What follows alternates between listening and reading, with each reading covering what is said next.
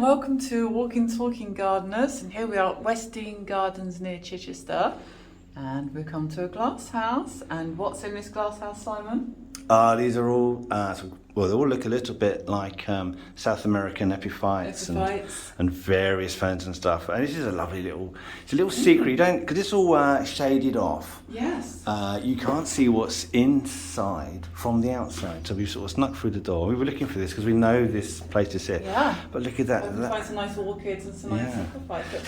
This reminds me of what we've got in the garden, dichondrium. We've kind of got it hanging down from the tree in the sense of, we wanted this effect, didn't we? Yeah, well, this is Spanish moss, which is a tillandsia, and tillandsia, as everybody knows, is air plants. Yeah. So Spanish moss, and this is the sort of effect that you see in the Florida Everglades, but it's all hanging off. It is. What they've done is quite clever, actually. It's two wire hanging baskets. Yeah. We were on about having a stag's horn fern in a ball, which we saw when we went to Madeira. It looked really good. Yeah. Wondering how to make it. I think I've just come up with a solution. It's two hanging baskets together, and you can press some sort of husks of or just some moss peat. Grow some, put some in there. Line it with moss peat and it will grow through. I mean, that is just the solution. I'll talk about that today. Yeah. Do you know, the only other place I see this Spanish is Spanish moss is Whistling. Yeah, hanging in the Whistling glass houses, isn't it? So that's lovely to see that. But these are looking lovely. I'm really liking the way they're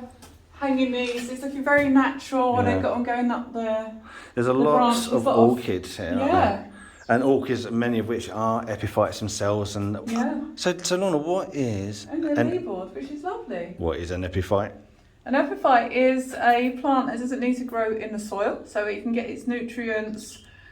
Clings onto branches, grows on other plants, gets its nutrients from its special adapted roots, really. That's so right, they don't need to be in the soil, they can cope with being in the air. Yeah, you look at these roots and they're green because they have chlorophyll in the roots. And they've got special cells on the outside, which if you sprayed these sort of silvery, they're like scales. So if they get, shouldn't really touch them too much, but if they get wet, it will help absorb the water into the roots. Go bright green. That's where you have your orchids and everything, but it looks superb, don't they? Yeah. I mean, this is nice. This is eucomis, is it? No.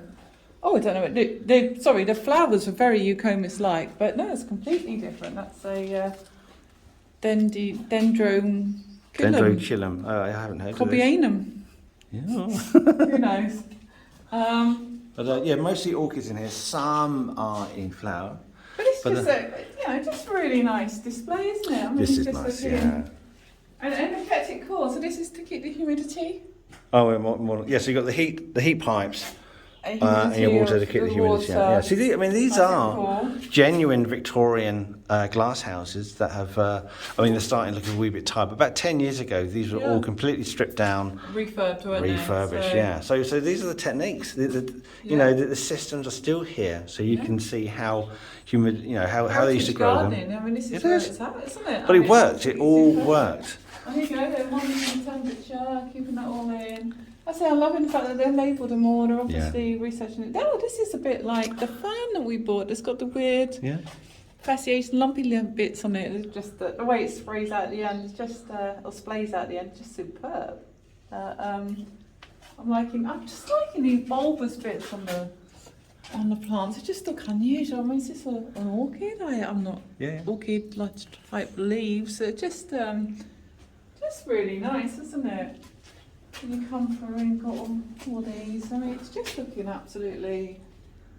Yeah, I'm loving these baskets hanging up. No, it's a real treat to come and see this, and the fact that it's when you buy orchids in a garden centre or supermarket, all the roots are in like a clear pot. But that's not how. Flowering blousy orchids, and they're much more delicate. This is how they grow. Roots are plenty everywhere. Just hanging around. I got some more stuff in here. Oh, look at this lovely little slipper orchid there. Look at that. This is lovely. I'm not quite sure what this is hanging down. That's really nice. Well, it's a bromeliad. I can't tell you which bromeliad it is, but there you go. Look, there's that. There is a label there. But these bromeliads are lovely. And when we've been on holiday before, we've seen little frogs that live in the middle of them in the centre. So we've got cleviots, ferns, a load of bromelias, another clivia. In flower? In flower. Yeah. I thought we'd seen the end of flower. And they're quite sort of hard and waxy, aren't they, the flowers? So, I'm feeling a bit of a these are nice. Yeah, platycerium, the old stag I was horns literally about to fern. say platycerium. Yeah, well, But, I mean, it looks like you'd have on the wall in your grand house of our fireplace, doesn't it? I mean, if you have like these, they do look amazing. This is how they should be. They've been quite clever with these. Stunning. Yeah. I'd have done that. They put it on a big bark, and I really would love to replicate that. That is superb. We've got some mesh in it. I can see a bit of mesh and stuff. That is very cleverly done, I think. So, loving Westdean Gardens, loving these glass houses. Thank you for joining us, and we look forward to seeing you again soon.